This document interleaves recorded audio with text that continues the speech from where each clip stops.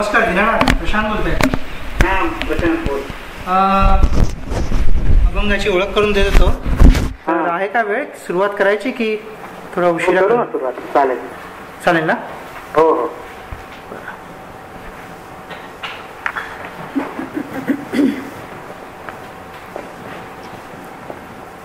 आज आपण 15वा अभंग पाहत आहोत.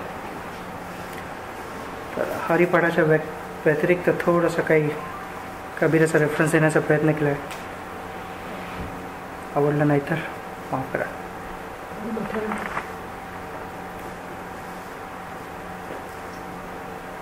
पहिल्या ओळीमध्ये माऊली सांगतायत, एक नाम हरी द्वैत नाम धुरी अद्वैत कुसरी वेळा जाणे. कुसरीचा अर्थ कौशल्य असा सांगितलं आहे इथे. ही ओवी वाचत असताना मला कबीरांच्या दोह्याची एक आठवण झाली. तर ती थोडक्यात सांगतो. दोहा असा आहे की, साहिब मेरा एक है दूजा कहा न जाए, जो दूजा साहिब कहे वो दूजा कुल का होय. दूजा कुल का होय. मनुष्य भगवंताचे नाम घेतो, त्यामध्ये 3 गोष्टी अंतर्भूत आहेत. पहिली, मी जितका खरा आहे त्याहून भगवंत खरा आहे, कारण मी भगवंतामध्ये विलीन व्हायचा आहे. दुसरी, ज्याचे नाम मी घेतो तो भगवंत माझ्या हृदयात आहे, तसाच तो प्रत्येक प्राणीमात्रामध्ये आहे. आणि तिसरी, भगवंत खरा करता आहे आणि माझ्या जीवनावर त्याची सत्ता चालते. त्याच्या शक्तीनेच जगातील सर्व व्यवहार चालतात. अशा सर्व गोष्टींवरती ज्याचा मूलभूत विश्वास आहे आणि दृश्यामधील घडामोडींनी जो विचलित होत नाही, अशा कौशल्याचा, अशी अद्वैत दृष्टी प्राप्त झालेला मनुष्य क्वचितच पाहायला मिळतो. दुसऱ्या चरणात माऊली सांगतात, समबुद्धी घेता समान श्रीहरी शम दमावरी हरी झाला. भगवंताचे नाम घेत असताना आपण भगवंताचे नाम घेत आहोत हे भान सारखे टिकत नाही, ही जाणीव राहत नाही. म्हणजेच नाम घेताना मनोवृत्ती सम राहत नाही. नामाच्या सत्यपणाची भावना आणि भगवंताच्या अस्तित्वाची भावना ही समबुद्धीची 2 अंगे आहेत. म्हणूनच जिवंत नाम जेथे घेतले जाते, जेथे जिवंत नाम घेतले जाते, त्याचबरोबर भगवंताच्या अस्तित्वाची जिवंत जाणीव वास करते. अशी अवस्था झाली की शमदम आणि साधन चातुष्य अगदी सहज प्राप्त होऊ शकते. त्यासाठी वेगळे प्रयत्न करण्याची आवश्यकता नाही. सर्वांगठी राम देहादेही एक सूर्यप्रकाशक सहस्त्र रश्मी. मनुष्याची मनोरचना ही विलक्षण आहे. घटना एकच असते, परंतु प्रत्येक मनुष्य आपल्या कल्पनेप्रमाणे त्याचा अर्थ लावत असतो. ज्याला नामापडते सत्य नाही हे पटले, त्याला जिकडे तिकडे नामाची शक्ती काम करताना दिसते. त्याचप्रमाणे ज्याला स्वतःच्या देहामध्ये भगवंताचे स्थान सापडले, त्याला प्रत्येक प्राण्याच्या देहामध्ये भगवंतच विराजमान झालेला दिसतो. असा हा आत्मस्वरूप भगवंत असंख्य देहामध्ये वास्तव्य करतो. तसे सूर्याची सहस्त्र किरणे सर्व विश्वाला प्रकाशित करतात, तसेच आत्मसूर्याचा प्रकाश हा सर्व विश्वाला प्रकाशित करत असतो.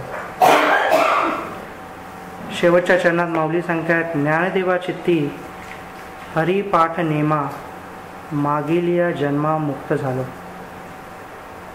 शेवटच्या चरणात माऊली सांगतात, जिथे हरीचा सतत पाठ केला जातो, जिथे चित्तामध्ये फक्त नामच ओतप्रोत भरलेलं असते, तिथे साधकाला कुठल्याही प्रकारची चिंता करण्याची आवश्यकता नाही, कारण तिथे त्याला जीवनमुक्त दशा प्राप्त झाली आहे किंवा जीवन मरणाच्या साखळीमधून तो मुक्त झाला आहे.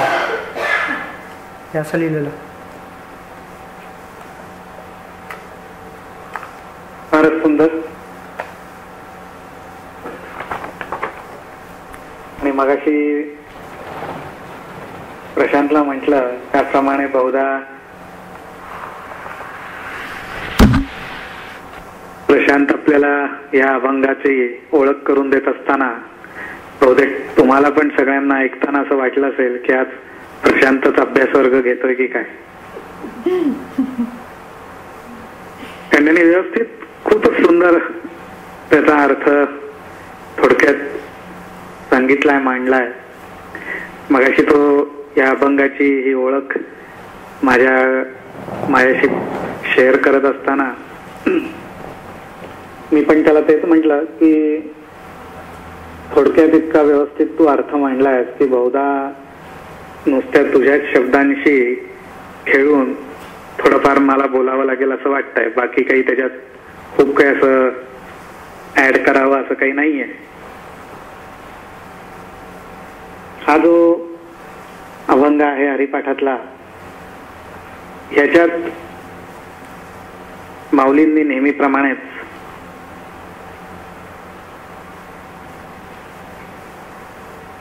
नाम, परमेश्वर, त्या दोघांचं एकमेकांशी असलेलं नातं, त्याचा आपल्या साधनेला होणारा उपयोग, साधनेच्या दृष्टीने माऊलींचं आपल्याला असणारं मार्गदर्शन, हे सगळं आपल्याला या अभंगात बघायला तर मिळतात. त्याबरोबरच माऊलींनी काही प्रमाणात काही रहस्य पण इथे उलगडलेली आहेत.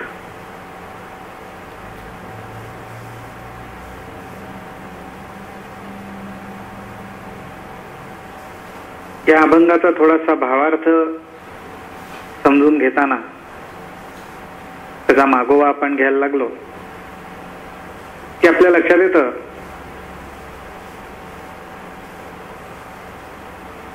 की द्वैत, अद्वैत ह्या विषयाची थोडीशी चर्चा या ठिकाणी माऊलींनी केलेली आहे.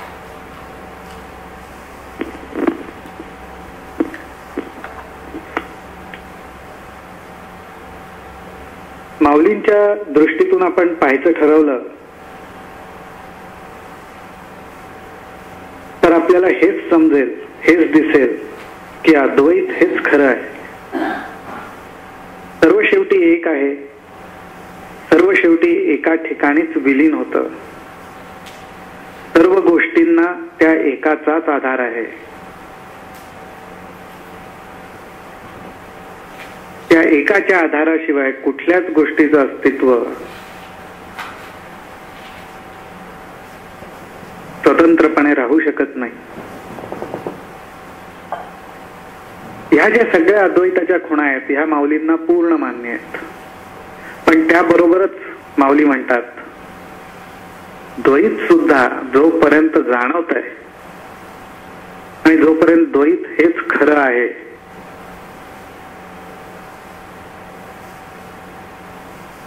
हे मनावर पूर्णपणे ठसलंय, त्याच्यावरच विश्वास बसलाय, तोपर्यंत संपूर्णपणे नाकारता येत नाही. आणि त्या दोनपणामधनच आपली सुटका विवेकाच्या साह्याने, ज्ञानाच्या साह्याने आपल्याला करून घ्यावी लागते. आता सुरुवात आहे ही नामाची.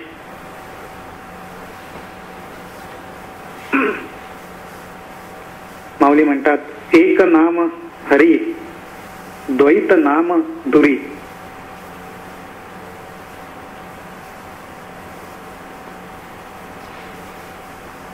याचा अर्थ फक्त परमेश्वराचं एक नाम, तेवढंच काय ते खरं, तेवढंच काय ते सत्य.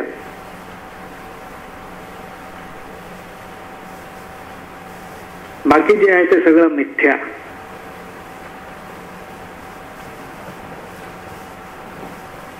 असं नाही, असा अर्थ नाही. एक नाम हरी. माऊली जणू सांगतायत की नाम आणि हरी हे एकच आहेत. हरी वेगळा आहे आणि त्याचं नाम वेगळं आहे असं समजू नका. हरीचं नाम हरीच आहे आणि हरी हा हरीच आहे. त्या दोघांमध्ये भेदभाव नाही, त्या दोघांमध्ये द्वैत नाही. नामाचा विसर पडला तर परमेश्वराची आठवण करायची कशी? ज्याचा आकार नाही, ज्याचं काही रूप नाही, ज्याला काही रंग नाही, ज्याची एकच एक अशी ठराविक ओळख करून देता येईल अशा मर्यादेत नाही,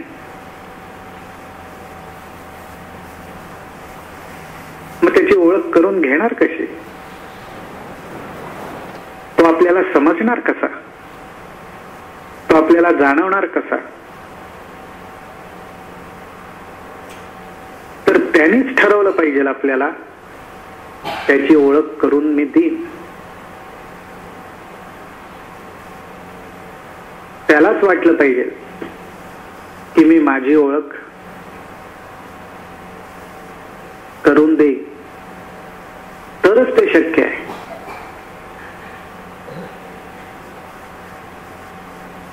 पण सहजासहजी त्याच्या मनात असा काही विचार येत नाही की त्याला असं वाटेल की आपली ओळख करून द्यावी.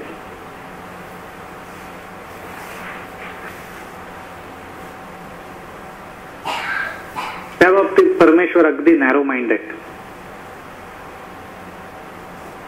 अत्यंत नॅरो माइंडेड. म्हणजे ज्याला आपण सूक्ष्मात सूक्ष्म म्हणू असा.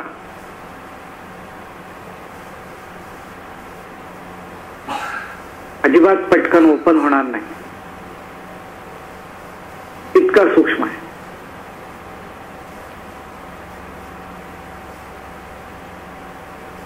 पण संतांना त्याचा मार्ग सापडला, संतांनी ओळखलं. जणू काही संतांच्या रूपानेच परमेश्वरांनी त्याची ओळख करून दिली आणि एक मार्ग सगळ्यांना दाखवला, तो म्हणजे नामस्मरणाचा. की माझी ओळख व्हायला हवी असेल तर माझं नामच घेतलं पाहिजे. कारण का? नाम आणि मी वेगवेगळा नाही. एक नाम हरी. नाम आणि हरी एकच आहे. द्वैत नाम दुरी.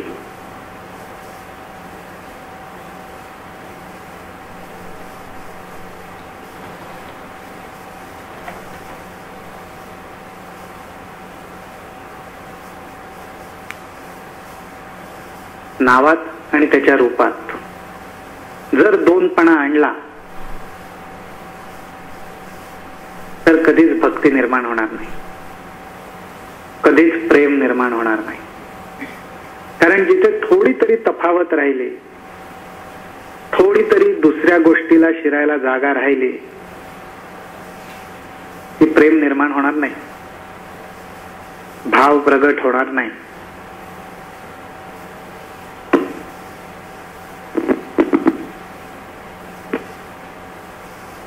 भक्तीची सुद्धा आपल्याला चव घेता येणार नाही.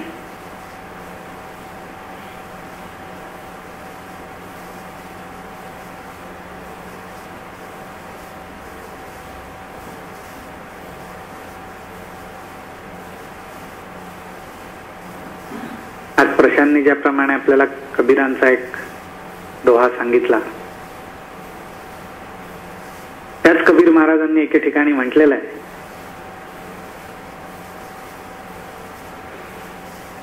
की त्या परमेश्वराकडे जायची मार्ग, जायची वाट इतकी सूक्ष्म आहे, इतकी सूक्ष्म आहे की तिथे एक मी तरी उभा राहील, नाही तर परमेश्वर तरी उभा राहील.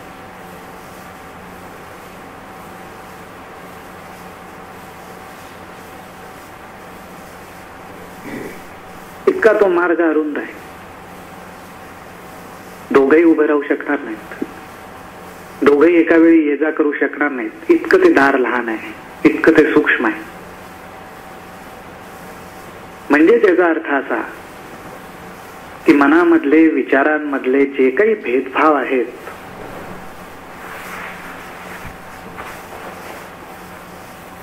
ते हळूहळू गळून पडले पाहिजेत.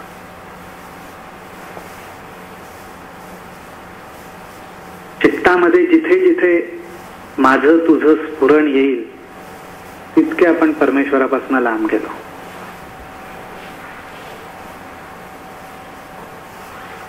भक्तीच्या वाटेवर द्वैताचा आधार घेऊन, सगुण भक्तीचा आधार घेऊन जर अद्वैताकडे जायचं असेल तर नामधारकाच्या दृष्टीने त्याची सुरुवात म्हणजे नाम आणि परमेश्वर एकच आहेत.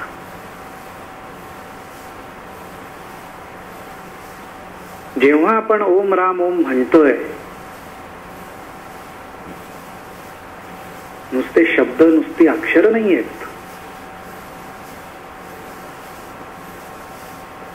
त्या प्रत्येक उच्चाराबरोबर होणारं स्पंदन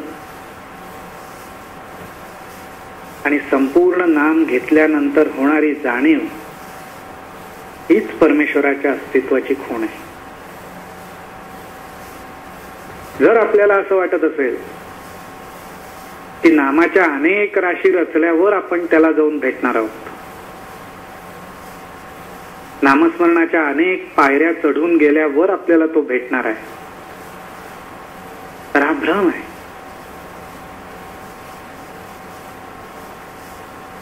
हा विचार जर मनात ठेवला तर ती दुरी खोल दरी इतकी तयार होईल. कधीच आपण स्वामींच्या जवळ पोहोचू शकणार नाही, कधीच आपण परमेश्वराजवळ पोहोचू शकणार नाही.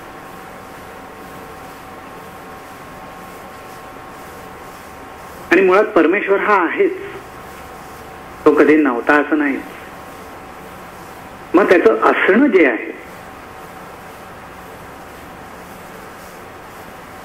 त्याच्या असण्याचं असणं पण जे आहे, त्या असणेपणाची जी जाणीव आहे ती आपल्या मनामध्ये तयार व्हावी, ते स्पंदन आपल्या हृदयामध्ये तयार व्हावं, म्हणून त्याच्या नामातला प्रत्येक शब्द, प्रत्येक अक्षर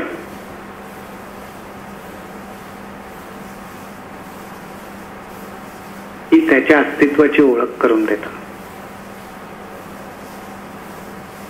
जिथे त्याचं नाम आहे तिथे तो आहेच.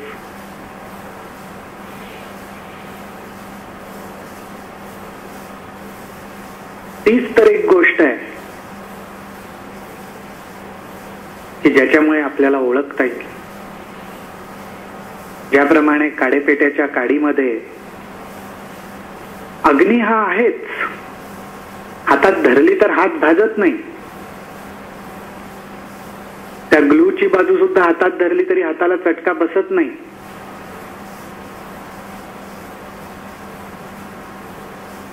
ती काडी जेव्हा त्या पेटीवर आपण घासतो त्यावेळी जो स्पार्क उमटतो त्याच्यातनं अग्नी प्रज्वलित होतो. तोपर्यंत तो अदृश्य आहे, तोपर्यंत तो निर्गुण आहे, तोपर्यंत तो निराकार आहे. आपण सगुण आहोत, आकारात आहोत, देहधारी आहोत. घासलं गेलं पाहिजे, मन घासलं गेलं पाहिजे, विचार घासले गेले पाहिजे, हृदय घासून पुसून स्वच्छ व्हायला पाहिजे.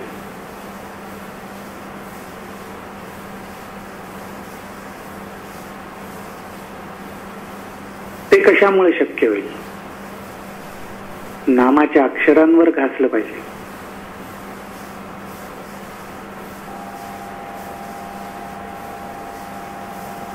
नामाच्या ठिकाणी घर्षण व्हायला पाहिजे. तिथं तो अग्नी, तिथं ती ऊर्जा, तिथं ती जिज्ञासा, तिथं ते ज्ञान हे प्रगट व्हायला पाहिजे. मग मनातला विश्वास वाढेल, मग खात्री पटेल. की अरे माझं नाम हे नुसतं पुटपुटणारं नाम नाहीये. ओठ हल्ले, मनातल्या मनात मनाचे ओठ हल्ले, तसं नाहीये. त्या प्रत्येक उच्चाराबरोबर परमेश्वर माझ्यापाशी आहे, मी परमेश्वरापाशी आहे. कारण नाम आणि परमेश्वर एकच आहे.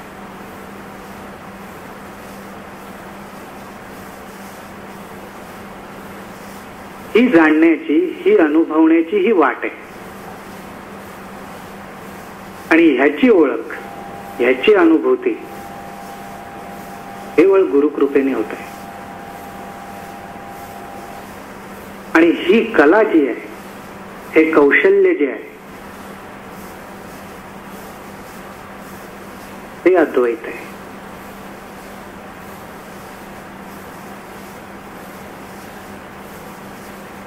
कारण मला अद्वैत समजलं असं जो म्हणतो त्याच्या इतका श्रेष्ठ या जगात मूर्ख कोणी नाही.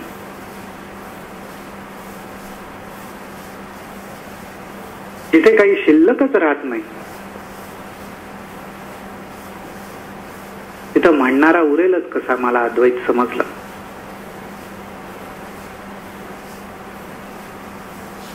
ज्यांनी म्हटलं तो बुडाला.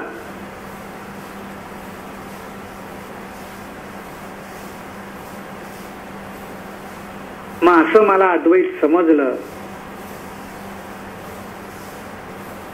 मी अद्वैत अनुभवलं असं म्हणणारा खऱ्या अर्थाने सापडणं शक्य आहे का?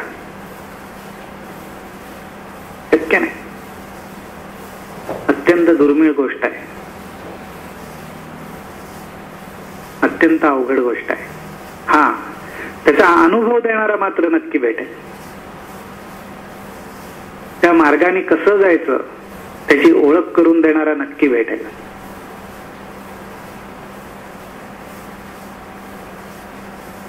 पण ते सुद्धा दुर्मिळच आहे. कारण ती कला आहे. आणि ती कला, ती युक्ती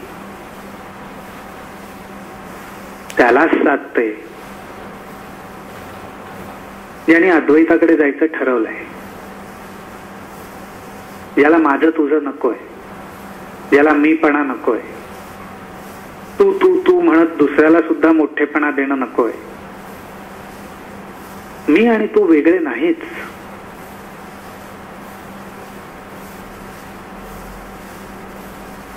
माझा आनंद माझ्यापाशी, तुझा आनंद तुझ्यापाशी नाही. नाही, तुझा आनंद फारच छान.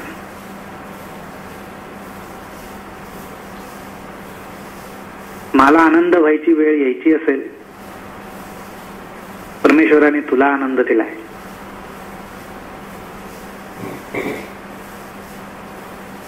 तुला होणाऱ्या आनंदाच्या रूपाने मला माझा आनंद दिसतोय. हे समजून समाधान मानलं पाहिजे. हे समजून विवेक साधला पाहिजे. मी आनंदी झालो, काम झालं.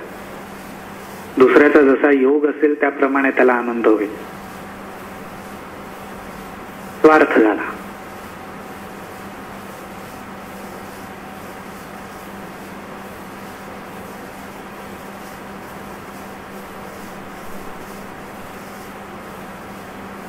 मी खूप आनंदी आहे, मी खूप खुशीत आहे, मी खूप समाधानात आहे, हुरळून गेलो.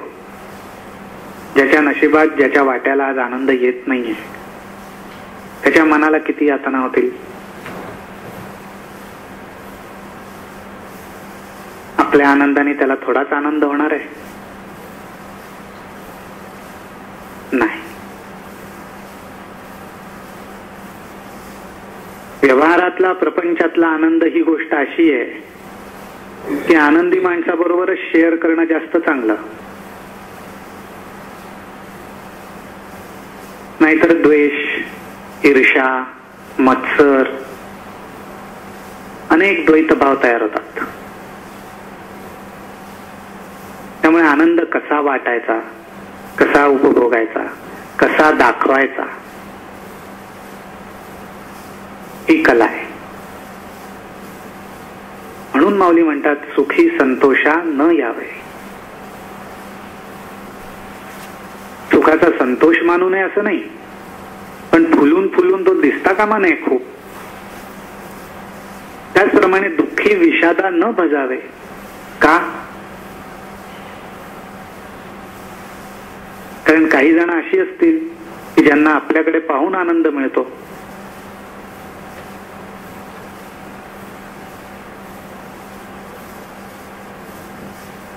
त्यांना आपण दुःखी झालेलं दिसलो तर त्यांच्या मनाला नाही काही यातना होणार.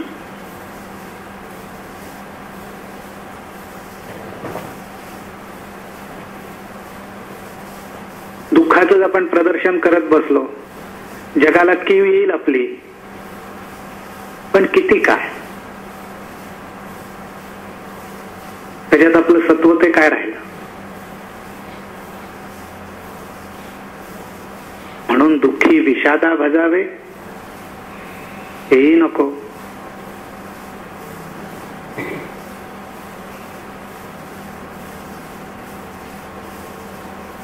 तिथं संयम साधला पाहिजे, शमन करता आलं पाहिजे, हवंय त्या ठिकाणी दमन करता आलं पाहिजे.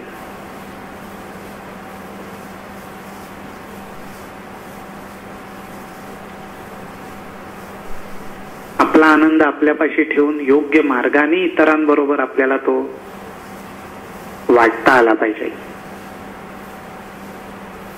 समदुःखी माणसं एकत्र येतात, एकमेकांशी दुःख हलकं करतात.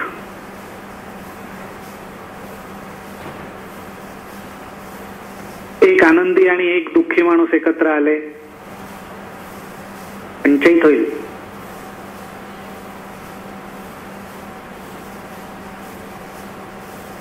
तिथं द्वैत तयार झाला.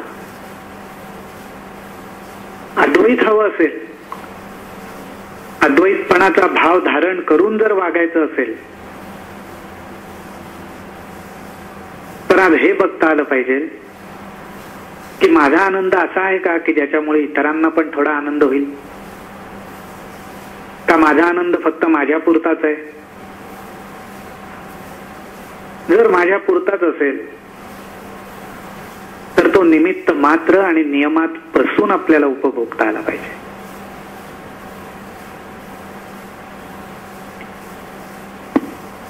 जर मला वाटलं मला होणारा आनंद, मला झालेला आनंद हा मी इतरांना जर वाटला तर त्यांचं सुद्धा दुःख हलकं होईल, त्यांना पण समाधान मिळेल, त्यांना पण दिलासा मिळेल.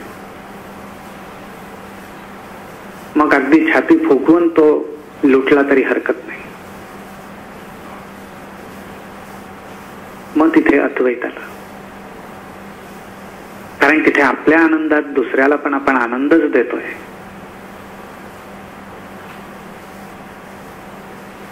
तशीच बाजू दुःखाच्या बाबतीत.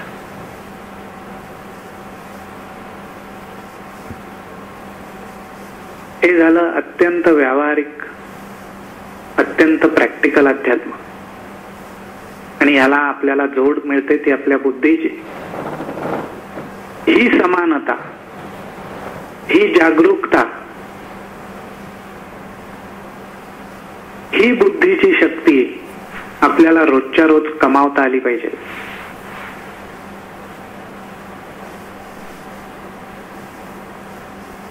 परमेश्वराने बुद्धी सगळ्यांनाच दिली आहे. वापरायची शक्ती कमी अधिक प्रमाणात दिली असेल, पण बुद्धी सगळ्यांनाच दिली आहे.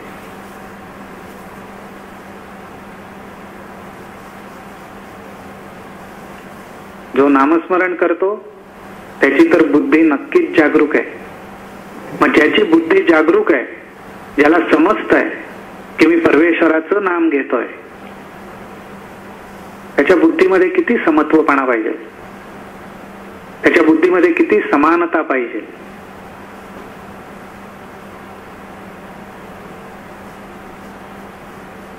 हळूहळू का होईना पण अभ्यासाने बुद्धीची समानता, बुद्धीचं समत्व हे कमावता आलं पाहिजे. ज्या बुद्धीच्या जोरावर आपण आयुष्यभराची कमाई करू शकतो, अनेक गोष्टींची काळजी घेऊ शकतो, त्या स्वतः बुद्धीची बळकटता वाढवता आली पाहिजे. जी बुद्धी प्रपंचाला, व्यवहाराला उपयोगी पडते, तीच बुद्धी अध्यात्माला उपयोगी पडते. तिथं काही दुसरी बुद्धी तयार होत नाही किंवा परमेश्वर प्रापंचिक बुद्धी काढून आध्यात्मिक बुद्धी आपल्याला देतो असंही काही होत नाही. एकच बुद्धी आहे, ती कमवावी लागते. द्वैताची ओळख करून घेऊन अद्वैताकडे कसं जायचं हे समजण्यासाठी बुद्धी बळकट करावी लागते. आणि मग अशी समान झालेली जी बुद्धी आहे, ज्याला समत्व साधलं, ज्याला संतुलन साधलं, माझं मीपणा गळून पडायला लागलाय, कमी व्हायला लागलाय, मग तो समान बुद्धीने परमेश्वराची ओळख करून घ्यायला लागेल.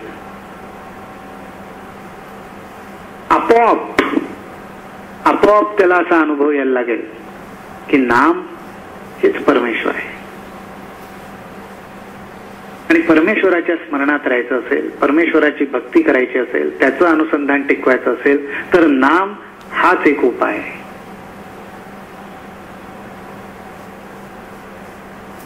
आज नामस्मरणाने हा जर अनुभव येत नसेल, मग आपल्या कायिक, वाचिक, मानसिक आचरणामध्ये हा भाव आणला पाहिजे.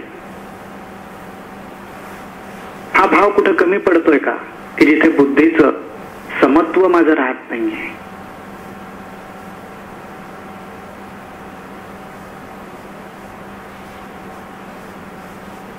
मग ते समत्व कसं टिकेल?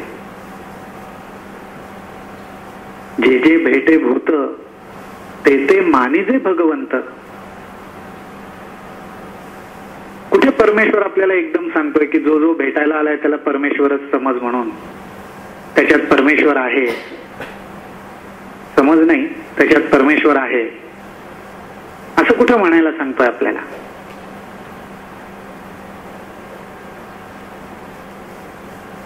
की आली समोर एक व्यक्ती, त्याच्यात परमेश्वरच बघ, मग ती आवडती असो नावडती असो, तसं नाहीये. काही जरूर नाहीये त्याच्यात परमेश्वर बघायची किंवा परमेश्वराला बघण्याचा प्रयत्न करायची काही जरूर नाहीये. माऊली म्हणतात, जे जे भेटे भूत ते ते मानिजे भगवंत. नुसतं मान ना, नुसती मनात कल्पना ठेव. स्वतःच्या मनाला शिकवावं लागतं, स्वतःच्या मनाला आठवण करून द्यावी लागते की अरे समोरचा पण माझ्यासारखाच आहे. जेमतेम 3 गुणांचा खेळ, थोडेसे त्याच्यात प्रगट होणारे वेगळे, थोडेसे माझ्यात प्रगट होणारे वेगळे, पण आहे माझ्यासारखाच ना. जो स्पंदन रूपाने हृदयस्थ माझ्या आहे तोच त्याच्या हृदयस्थ असल्यामुळे तो पण आहेच ना.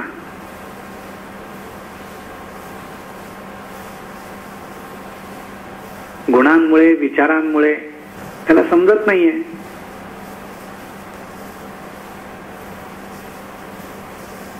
मला पण कधी काही समजत नाही, पण आहे ना, आहे परमेश्वर त्याच्यात पण आहे, माझे स्वामी त्याच्यात पण आहेत, माझे अण्णा त्याच्यात पण आहेत. मनाला शिकवलं पाहिजे. मन जर का हे विसरत असेल तर मनाला हे शिकवता आलं पाहिजे, मनाला समजवता आलं पाहिजे की अरे मान, कल्पना कर, संकल्प सोड, मग हळूहळू सवय लागेल.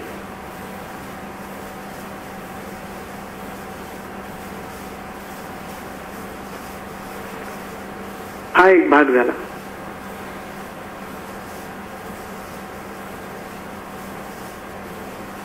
निष्ठेने निश्चयाने जर नामाचं स्मरणच असं सुरू केलं की एकदा ओम राम ओम म्हटलं की ओम राम ओम एक परमेश्वर माझ्याबरोबर आहेच, दुसरं ओम राम ओम परत परमेश्वर माझ्याबरोबर आहेच, तिसरं ओम राम ओम आहेच आहेच आहेच, कुठे लांब नाही.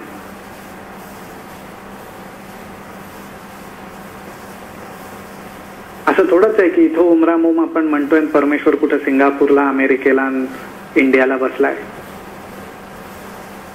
आणि मग आपला संकल्प पूर्ण झाल्यावर येऊन भेटणार आहे. अजिबात नाही. सगळीकडे भरलाय, ओतप्रोत भरलाय.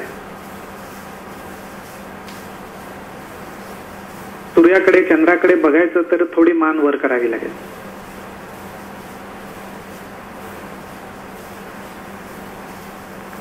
हा तर कुठेही मान हलवा नाही तर हलवू नका, आहेच. तो जाणवण्याचा मार्ग नाम, ते अनुसंधान ठेवण्याचा मार्ग म्हणजे नाम. मग असं जर असेल तर तो कोणाच्याही रूपाने येऊ शकतो माझ्यासमोर.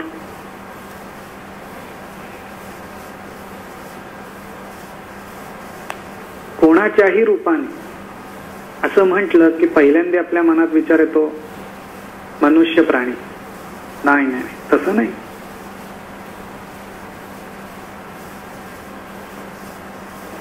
माऊली म्हणतात, हे विश्वची माझे घर, ऐसी मती जयाची स्थिर, तो बिंबहुना चर आचर आपणची झाला. मग काय फक्त मनुष्य प्राण्याच्या रूपाने येईल? नाही, एखाद्या प्राण्याच्या रूपाने पण येईल, एखाद्या गाडीच्या रूपाने पण येईल, एखाद्या वस्तूच्या रूपाने पण येईल.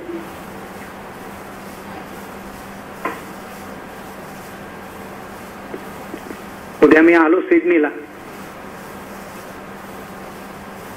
तर एखाद्याच्याकडनं तो चहाच्या रूपाने पण येईल. कुठल्याही रूपाने परमेश्वर समोर येऊ शकतो, कुठल्याही रूपाने.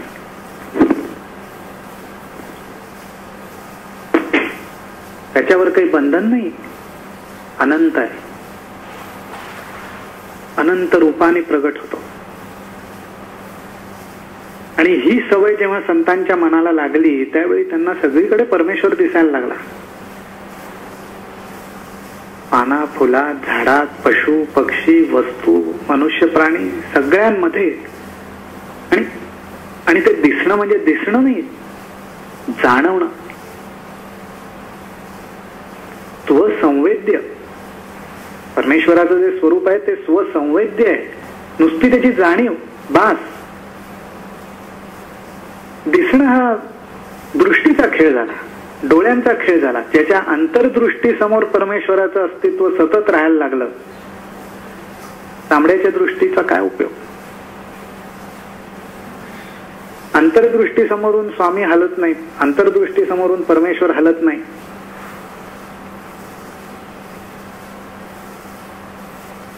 मग ही तांबड्याची दृष्टी कुठेही का बघेना?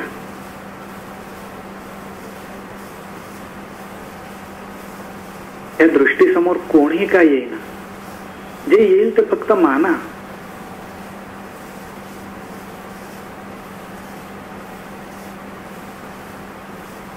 कशाचं शमन करायचं, कशाचं दमन करायचं हा विचार करत बसलो तर दिवसभरात दमून जाऊ आपण. मला याचं शमन करता आलं, मला याचं शमन नाही करता आलं. मी ह्या गोष्टीचं दमन करू शकलो, मी ह्या गोष्टीचं दमन नाही करू शकलो. किती हिशोब ठेवणार? संध्याकाळी बसून निवांत चहा प्यायचा का संध्याकाळी बसून शम आणि दमनाचा हिशोब करत बसायचा? नाही. शम दमा वैरी हरी झाला.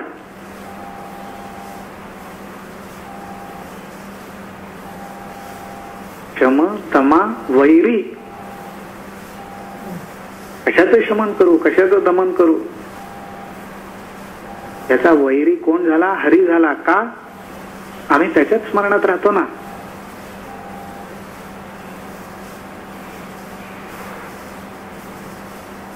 ज्या गोष्टींशी वैर पत्करायचं म्हणून शमनाचा दमनाचा उपाय करायचा, कशाला? अभ्यास म्हणून थोडे दिवस करावा लागेल, ठीक आहे, हरकत नाही, पण तो कायमचा उपाय नाही.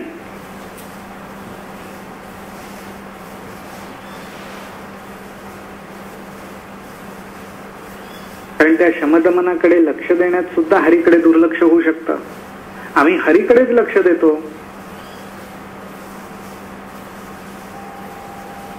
हरीशिवाय आम्ही कोणाला ओळखतच नाही.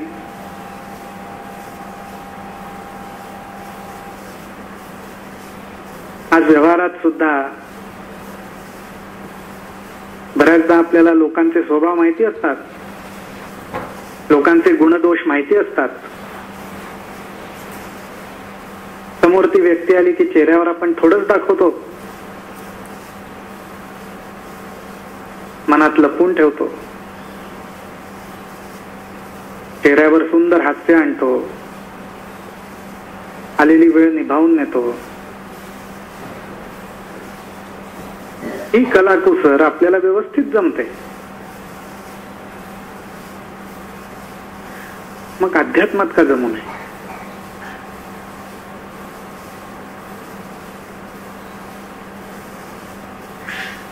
आली समोर व्यक्ती, कशी का असेना, मनात लपवून ठेवा ना की अरे याच्यात परमेश्वर आहे बरं का, मला जपून वागलं पाहिजे. गुणदोषांवर जाता कामा नये, कारण माझ्यात पण तोच अंश आहे. हे समत्व, हा समानपणा माझ्या बुद्धीमध्ये शिरला पाहिजे.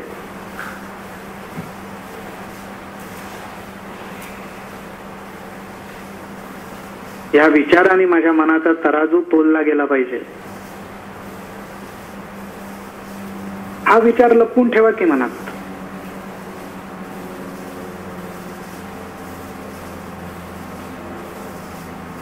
आणि मग वागा जसं समोर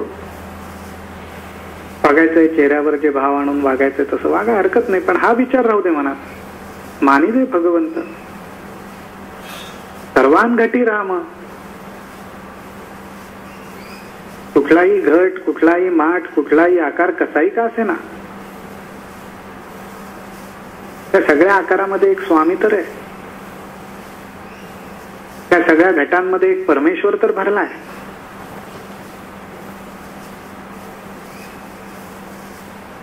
आज वेगवेगळी भांडी, वेगवेगळ्या नद्या, वेगवेगळे समुद्र, त्याच्यात सूर्याचं प्रतिबिंब पडलं तर काय सूर्य 10-15 ठिकाणी वेगळा विभागला जातो असं होतं का? नाही. चंद्राचं प्रतिबिंब अनेक ठिकाणी पडलं तर तो अनेक ठिकाणी पडलाय असं होतं का? नाही. त्याचं सामर्थ्यच असं आहे की तो एका वेळी अनेकांमध्ये, एका वेळी अनेक ठिकाणी प्रगट होऊ शकतो. पण असा सगळ्यांमध्ये प्रगट होऊन सुद्धा त्याचं मूळ स्वरूप वेगळंच राहतं.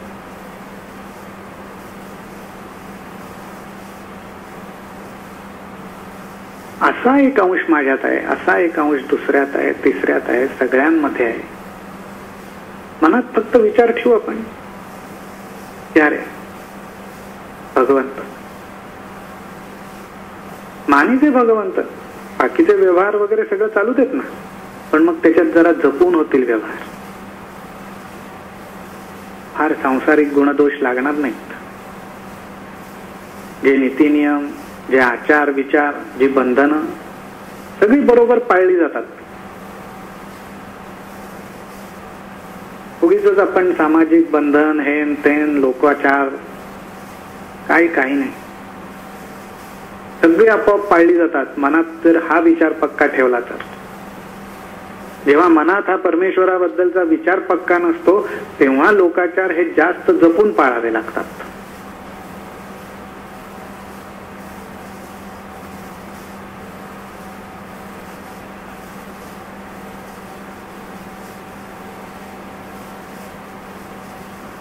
सूर्यप्रकाशक सहस्त्र रश्मी, हजारो किरण आहेत. हजारो किरणांमधनं प्रगट होणारा प्रकाश एकच आहे.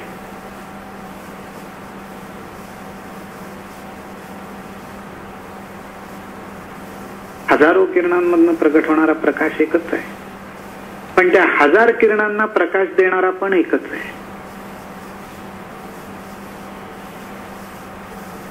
मग प्रकाश पण एकच आहे आणि प्रकाश देणारा पण एकच आहे. मग ते दोन होतील कसे? सूर्याचा प्रकाश आणि सूर्य दोन होतील कसे? एकच असणार.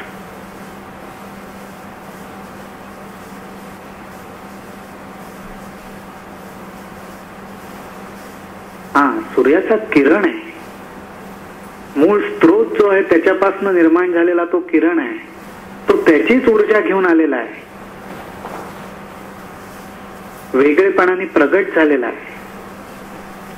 म्हणूनच तो समजून घेणं, सहन करणं शक्य होतं. सूर्य समोर आला तर सूर्यानेच कृपा केली तर त्याला बघू शकू, त्याला सहन करू शकू. नाहीतर तो नुसता जवळ यायला लागला तरी आपली राख होऊन जाईल. मग असाच परमेश्वर जर या कोट्यावधी लोकांच्या रूपाने आजूबाजूला आहे, असा एकदम प्रगट व्हायला लागला तर काय व्हायची आपली अवस्था? वेळ लागेल. अर्जुन घाबरून गेला विश्वरूप दर्शन पाहून, तिथं आपली काय अवस्था? तसं नाहीये. मनातला भाव, मनातला संकल्प, मनातली संवेदना, मनातली दुसऱ्याबद्दलची असलेली जाणीव, त्याला भगवंताचा स्पर्श झाला पाहिजे. भगवंत करत नसेल तर आपण तर प्रयत्न करायला लागू, आपण सुरुवात करायला लागू. आणि ज्याचा स्पर्श, ज्याची जाणीव आपण आपल्या विचारांना, आचारांना, भावाला द्यायचा प्रयत्न करणार आहोत, तो कधीतरी येईलच की आपल्या सहाय्याला धावून.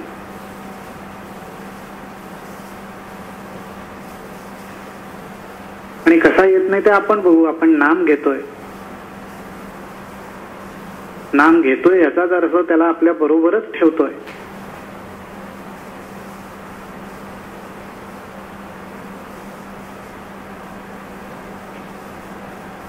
म्हणून माऊली म्हणतात, चित्तामध्ये जर नेम करायचा असेल, चित्तामधून जर संकल्प सोडायचा असेल तर एकच सोडला पाहिजे, हरिपाठ, हरीचं स्मरण, हरीची आठवण.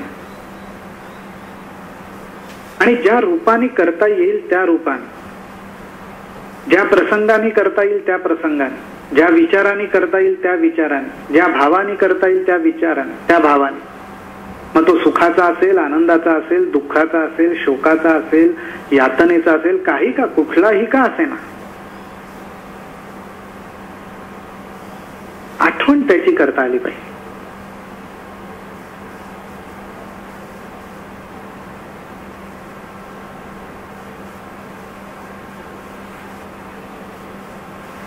दुःख झालं की दुःखच होणार. सुखाची आठवण कशी करता येईल? दुःखाचा प्रसंग झाला की आपल्याला दुःखच होणार, पण त्या दुःखातून परमेश्वराची आठवण केली पाहिजे. त्या दुःखातून दुःख झालेल्या प्रसंगाची आठवण नको. यातना झाल्या तर चित्ताचा शोकच होणार, पण त्या यातनांची आठवण नको, परमेश्वराची आठवण पाहिजे. दुःख झालं, आनंद झाला तर ज्या निमित्ताने, ज्या गोष्टीमुळे झाला त्याची आठवण नको, परमेश्वराची आठवण पाहिजे.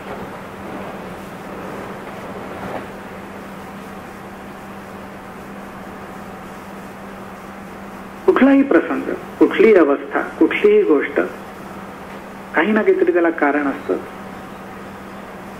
कुठे ना कुठेतरी आपल्या गुण, आपल्या वृत्ती, आपल्या इच्छा, आपलं चित्त अडकलेलं असतं.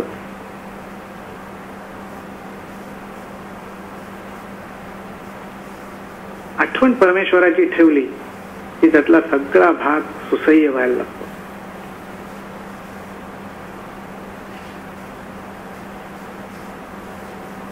आणि म्हणूनच माऊलींनी म्हटलं, समबुद्धी घेता समान श्रीहरी.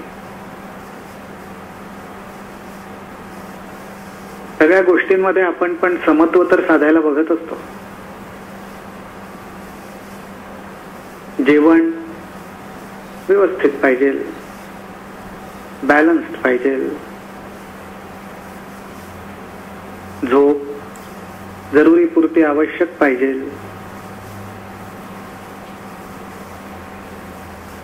सगळ्या गोष्टींमध्ये आपण समानपणा आणण्याचंच आपलं काम चालू असतं, कळत न कळत.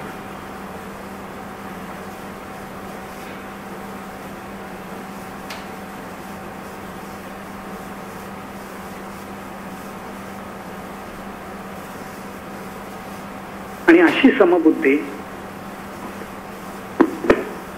असं चित्ताचं समत्व, अशी समानता ज्याला साधली की त्याला द्वैत उरलंच नाही. बघताना दिसताना द्वैत दिसेल, कारण बघणारा वेगळा आहे, पाहणारा वेगळा आहे, दिसणारा वेगळा आहे. कारभार द्वैताचाच चालणार, द्वैत दिसणारच.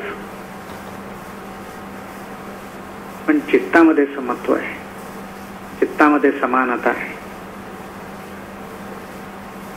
चित्तामध्ये द्वैताच्या पलीकडे पाहण्याची दृष्टी आहे. म्हणजेच परमेश्वर अनुभवण्याची, परमेश्वर ओळखण्याची, परमेश्वर जाणवण्याची दृष्टी आहे. आणि असं ज्याला जमायला लागलं, असं ज्याला साधलं, तो मुक्तच झाला की तो कुठल्या बंधनात अडकणार. मुळात तो मुक्तीची अपेक्षा पण करणार नाही. कारण मुक्ती मुक्ती म्हणजे दुसरं काही नाही, बंधनाच्या पलीकडे. बंधन आणि मोक्षाच्या पलीकडे. हो, कारण बंधनाच्या पलीकडे गेलो की मोक्ष, मोक्षात अडकलो तर नको, ते पण बंधन नको. मुक्ती तर पूर्ण मुक्ती. मग असा जो मुक्त झाला,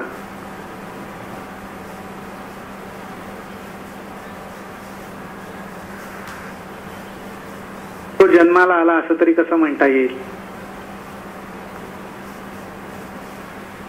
आणि जन्माला आला आणि तो गेला, तर तो गेला असं तरी कसं म्हणता येईल.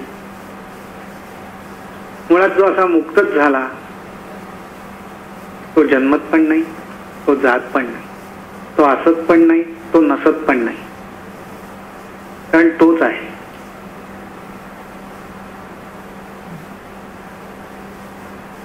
आणि असे पूर्णावतारी, असे संपूर्ण परिपूर्ण परब्रह्मच, परब्रह्म स्वरूप पण नाही, परब्रह्मच कोण, तर ज्ञानेश्वर.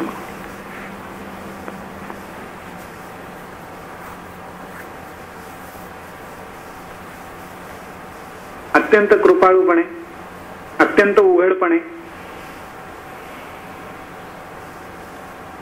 हे रहस्य ते आपल्याला सांगतात की सद्गुरूंच्या कृपेने ही वाटचाल करत मागील या जन्मी मुक्त झालो. मुक्तता ही मागच्याच जन्मी मिळाली, मागच्याच अवतार कार्यात मिळाली. हे अवतार कार्य आपल्यासाठी आहे, आपल्याला मार्गदर्शन करण्यासाठी आहे.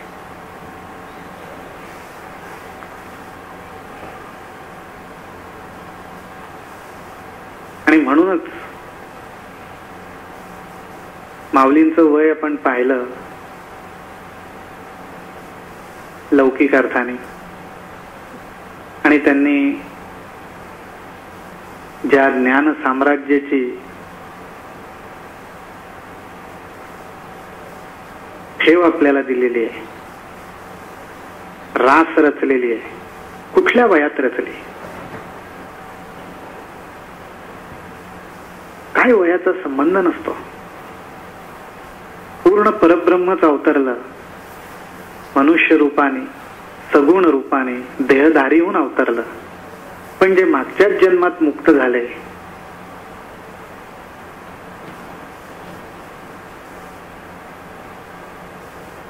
ते कधी नाश पावत नाहीत, ते संजीवन असतात. म्हणून माऊलींची समाधी ही संजीवन समाधी आहे.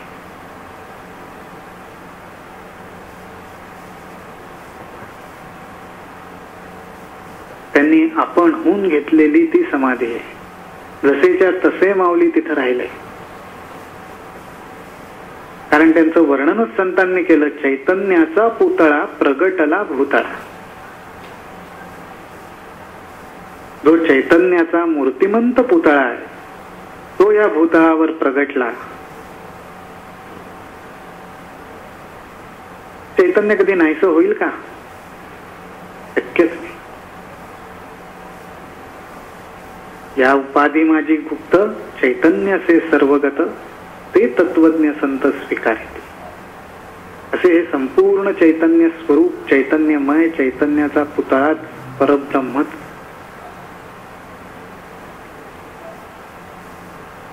अशा माऊलींनी आपल्याला मार्गदर्शन करण्यासाठी हरिपाठामध्ये या 15व्या अभंगाची रचना केलेली आहे.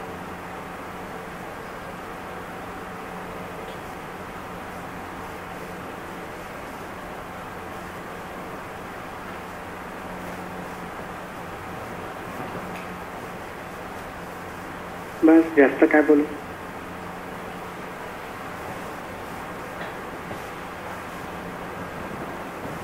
जे सुचलं ते बोललो. काय वाटतंय कोणाला अजून?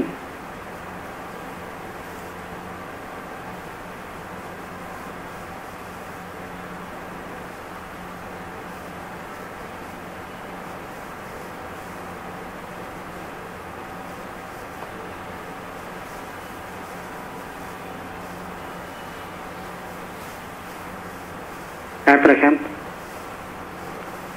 शंका नाही आहे कोणाला, पण सुंदर झाला आज. भाग्यवंत आहोत की आम्हाला ते विचार ऐकायला मिळतात.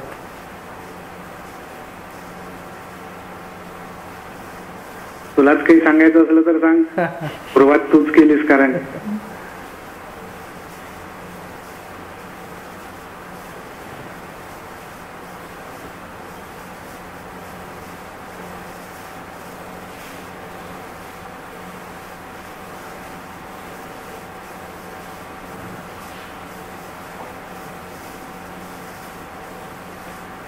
प्रार्थना करायची. हो चालेल, हरकत नाही.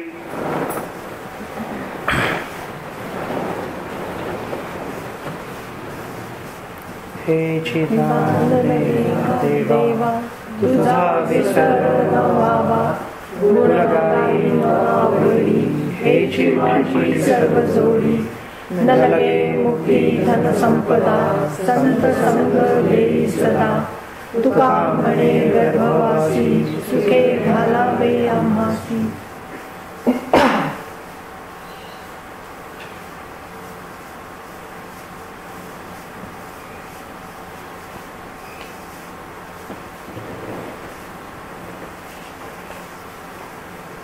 ठीक आहे, मग हरकत नाही. सगळ्यांना नमस्कार. नमस्कार. आणि बोलू परत आपण. ठेवू मग? हां, हरकत नाही. अच्छा, नमस्कार.